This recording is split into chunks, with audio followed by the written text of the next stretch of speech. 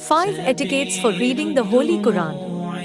One of the great blessings of Allah Almighty is the Holy Quran. Therefore, this book deserves a lot of respect. Here we mention some of the manners of reciting Quran, by following which we can pay due right of the Quran. 1.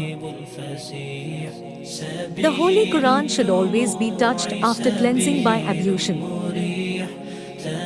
2. The Holy Quran should be held in the hand with politeness and respect. 3.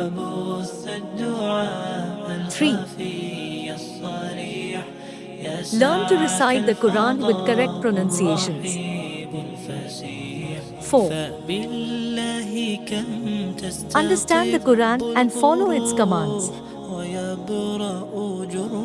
5.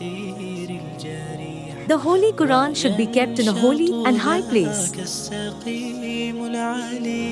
So respect and learn the Quran. Best among you are those who learn the Holy Quran and teach it to others.